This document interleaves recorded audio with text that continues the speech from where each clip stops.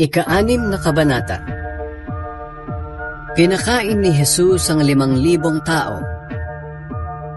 Pagkatapos nito, tumawid si Jesus sa lawa ng Galilea na tinatawag ding lawa ng Tiberias.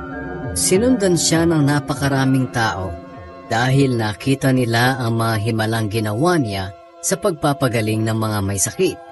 Umakyat si Jesus at ang mga tagasunod niya sa isang bundok at naupo roon. Malapit na noon ang pista ng mga Hudyo na tinatawag na pista ng paglampas ng anghel. Nang tumingin si Jesus, nakita niya ang napakaraming taong papalapit sa kanya. Tinanong niya si Felipe, "Saan tayo makakabili ng pagkain para pakainin ang mga taong ito?" Tinanong niya ito upang subukan si Felipe, kahit alam na niya ang kanyang gagawin. Sumagot si Felipe, "Sa dami po nila, ang 8 buwan na sahod ng isang tao ay hindi sapat para pakainin ng kahit tigkakaunti ang bawat isa." Sinabi naman ng isa sa mga tagasunod niyang si Andres na kapatid ni Pedro, "May isang batang lalaki rito na may 5 tinapay at 2 isda, pero kakasya ba naman ito sa dami ng tao?" Sinabi ni Jesus, "Paupuin ninyo ang mga tao." Umupo naman ang mga tao dahil madamo sa lugar na iyon. Ang bilang ng mga lalaki lang ay mga 5,000 na. Kinuha ni Jesus ang tinapay at nagpasalamat sa Diyos. Pagkatapos ipinamahagi ito sa mga tao.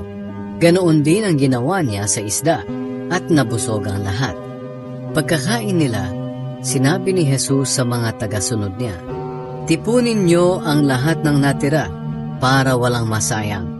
Tinipon nga nila ang natira mula sa 5 tinapay na ipinakain sa mga tao at nakapuno sila ng 12 basket. Nang makita ng mga tao ang himalang ginawa ni Jesus, sinabi nila, "Sigurado ito na nga ang propetang hinihintay nating darating dito sa mundo." Alam ni Jesus na balak ng mga taong kunin siya at sapilitang gawing hari, kaya umalis siya roon at muling umakyat ng mag-isa sa bundok. Lumakad si Jesus sa ibabaw ng tubig. Nang gumagabi na, nagpunta ang mga tagasunod ni Jesus sa tabi ng lawa.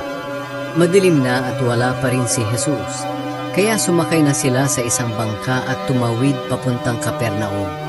At habang tumatawid sila, nagsimulang lumakas ang hangin at lumaki ang mga alon. Nang nakasagwa na sila ng mga 6 o 5 kilometro, nakita nila si Jesus na naglalakad sa ibabaw ng tubig, papalapit sa kanilang bangka, at natakot sila. Pero sinabi sa kanila ni Jesus, "Ako ito, huwag kayong matakot." Kaya pinasakay nila si Jesus sa bangka at nakarating agad sila sa kanilang pupuntahan. Hinanap ng mga tao si Jesus. Kinabukasan, naroon pa ang mga tao sa kabila ng lawa, kung saan sila kumain ng tinapay matapos magpasalamat ng Panginoon.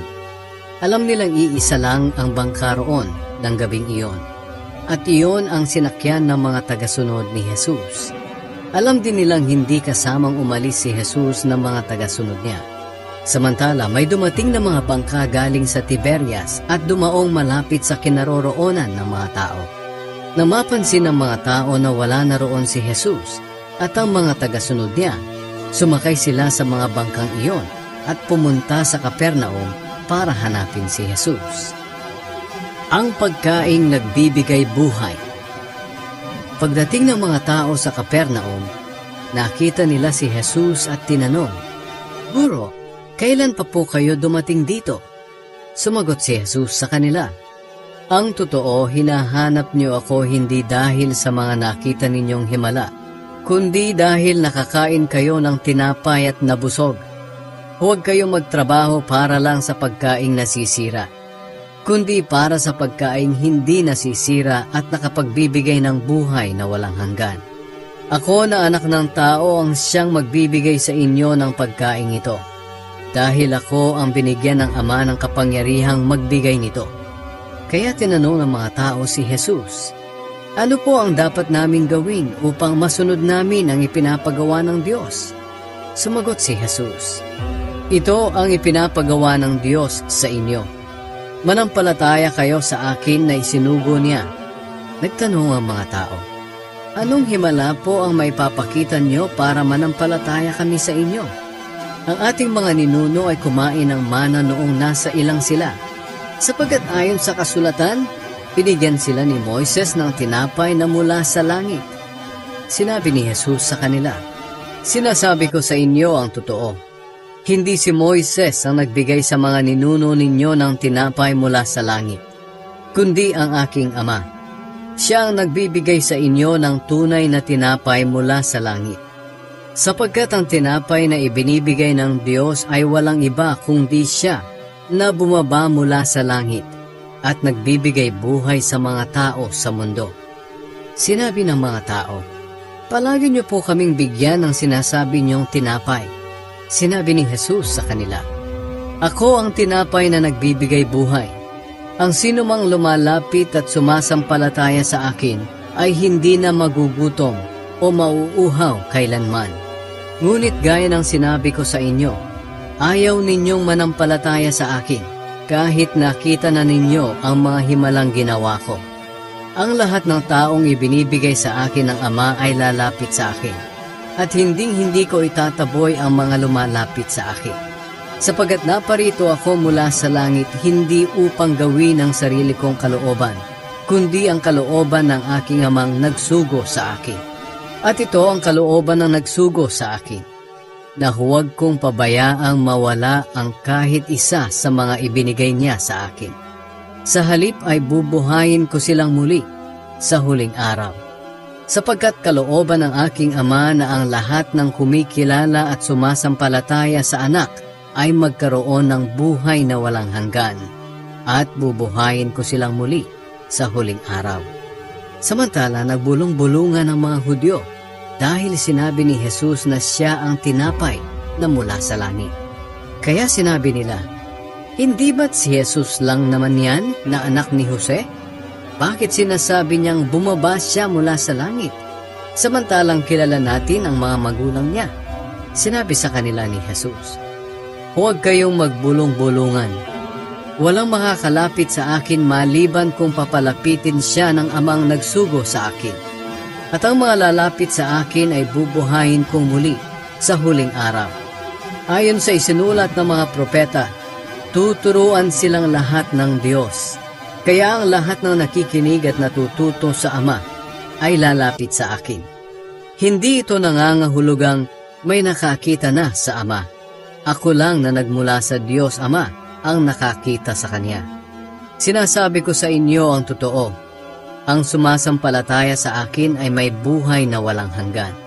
Dahil ako ang tinapay na nagbibigay buhay. Kumain ng mana ang mga ninuno ninyo noong nasa ilang sila. Ngunit namatay din silang lahat. Pero narito ang tinapay na mula sa langit, at hindi na mamamatay ang sino mang kumain nito. Ako ang tinapay na mula sa langit. Mabubuhay magpakailanman ang sino mang kumain ng tinapay na ito. Sapagkat ang ibibigay kong tinapay para magkaroon ng buhay na walang hanggan ng mga tao sa mundo ay walang iba, kundi ang aking katawan. Nagtalo-talo ang mga Hudyong nakikinig kay Jesus. Sinabi nila, paano maibibigay sa atin ng taong ito ang kanyang katawan para kainin?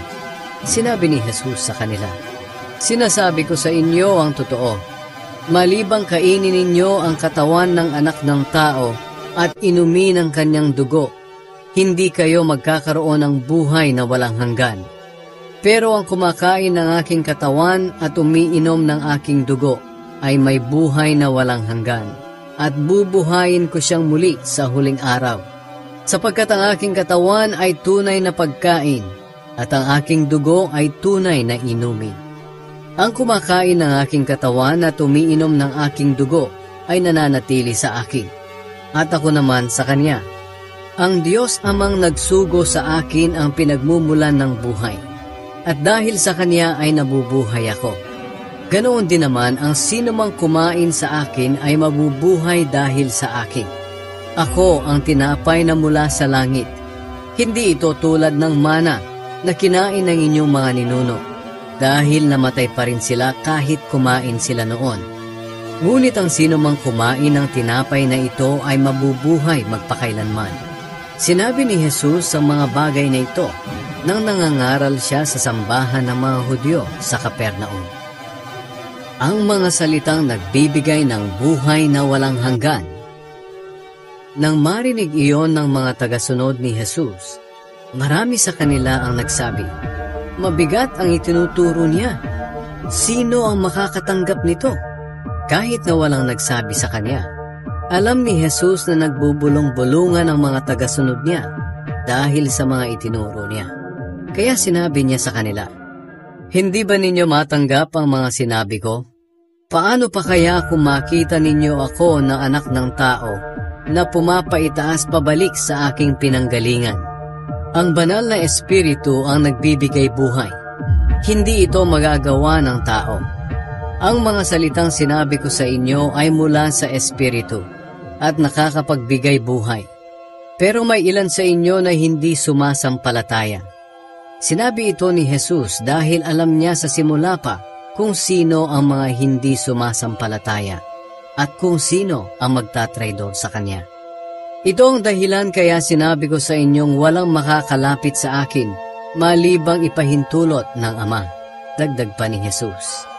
Mula noon, marami sa mga tagasunod niya ang tumalikod at hindi na sumunod sa kanya. Kaya tinanong ni Jesus ang 12 apostol, "Kayo ba? Gusto rin ninyong umalis?" Sumagot si Simon Pedro, "Panginoon, kanino pa po kami pupunta? Kayo lang ang may mensaheng nagbibigay ng buhay na walang hanggan. Sumasampalataya kami sa inyo at alam naming kayo ang banal na sugo ng Diyos." Sinabi ni Jesus sa kanila, "Hindi ba't pinili ko kayong 12? Pero ang isa sa inyo ay Diablo." Ang tinutukoy ni Jesus ay si Judas na anak ni Simon Iscariote. Dahil kahit kabilang si Judas sa 12 apostol, tatraidorin niya si Jesus sa bandang huli.